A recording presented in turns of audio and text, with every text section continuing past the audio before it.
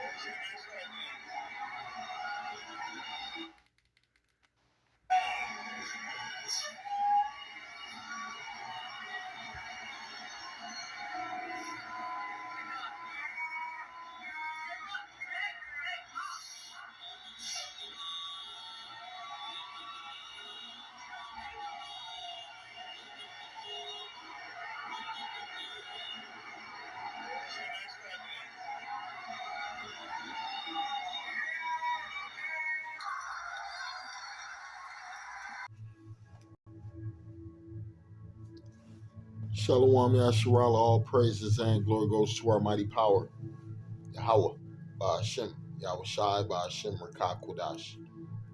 Double honors to the apostles of Great Millstone, citations unto the legmen, feed the sheep of Yahweh, Ba'ashem, Yahweh Shai, in sincerity and truth with this great gospel. Right, with this great gospel. Let me kick it off with the book of Luke 11, verse 17. And it reads, "But he, knowing their thoughts, said unto them, Every kingdom divided against itself is brought to desolation." What it says, "But he, knowing their thoughts, said unto them, Every kingdom divided against itself is brought to desolation, and a house divided against a house falleth. If Satan also be divided against Satan, if Satan also be divided against himself, how shall his kingdom stand?" How shall his kingdom stand? Right? Because what you're watching right now, you're watching these devils turn on each other, right? Right? You're watching the devil turn on each other. You're watching the end of Esau's society, right? Because what it says, let me get this other verse. Bear with me.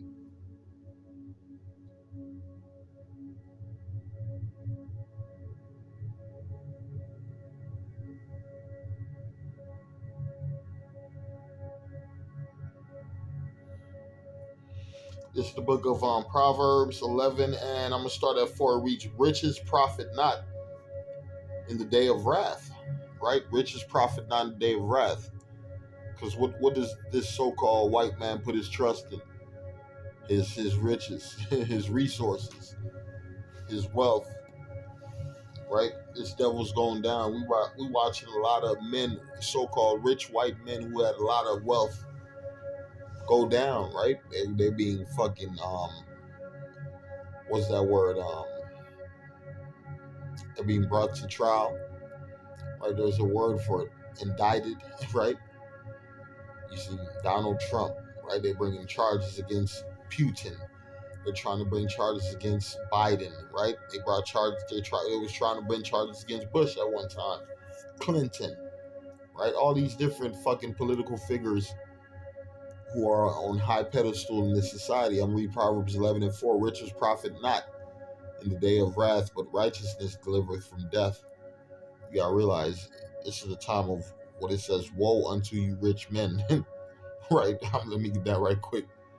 Because you rich men, you trust in your wealth, not knowing this downfall is a spiritual downfall. This is not a what we call, everything is spiritual, but they thinking this is the fucking 1920s, 1930s when the collapse happened, right? Nah, and they bounce back and build stronger. No, this is not it. Right? You looking at the end of Esau, Edom, the so-called white man. Matter of fact, man, hold on, bear with me. Let me get this right quick. This is the book of, get these other verses out first, and then we're gonna do everything what it says decently and in order.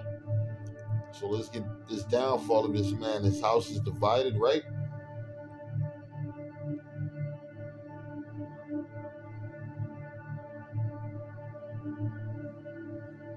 I'm reading the book of Mark 3:24. And if a kingdom be divided against itself, the kingdom cannot stand. Right? Republicans versus Democrats.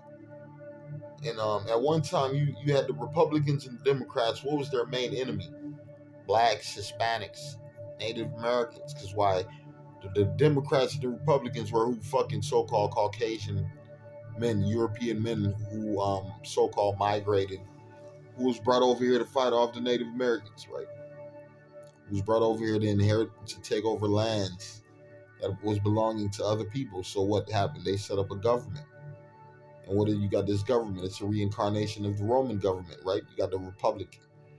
You got democracy, right? A false hope and a false sense of help and assistance for the people when all they're doing is taking everything from the people. How you think Donald Trump got rich? How you think Biden got rich? How you think Clinton got rich? How you think Reagan got rich? Right? The Rothschilds, the DuPonts, all these fucking families, right? You got 13 families. How the fuck you think they got rich? Not through righteousness. I'm reading again. And if a kingdom be divided against itself, the kingdom cannot stand. And if a house be divided against itself, the house cannot stand. And if Satan rise up against himself and be divided, and he cannot stand, but have what? An end. But have an end. That's why the Bible said, for Esau is the end of the world, and Jacob is the beginning of it that followeth, right? We're watching the end of this man's rulership, right? The end of this man's power, right? Because one thing we know, that this man, he ain't gonna go past what the Lord set up for him, right?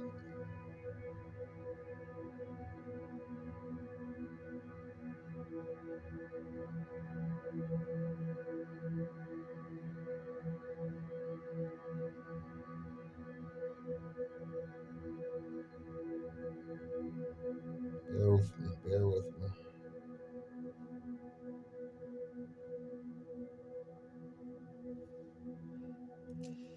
This is the book of Job.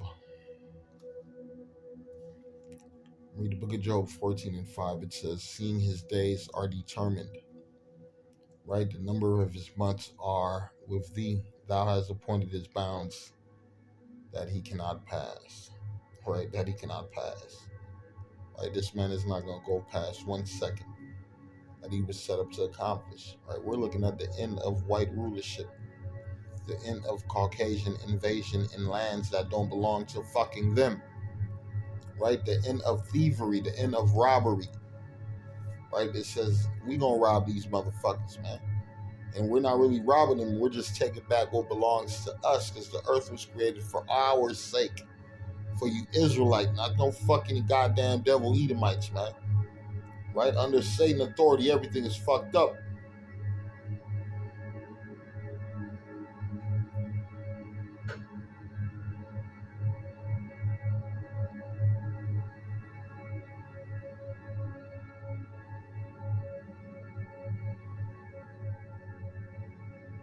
This is the book of let me go to this right quick.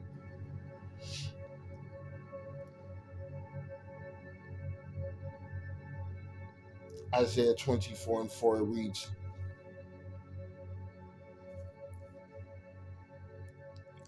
the earth mourneth and fadeth away, the world languish and fadeth away. The haughty people of the earth do languish. That's what these prideful motherfuckers, right? These high-minded people, man, they about to fucking fall low. Right? The Lord about to bring their spirits down, man. It's the end of prideful people. And one person that is prideful than any fucking thing is your ex-president, DJT, Donald J. Trump. Right? It says, Isaiah 24:4, the earth mourneth and fadeth away, the world languish and fadeth away. The haughty people of the earth do languish.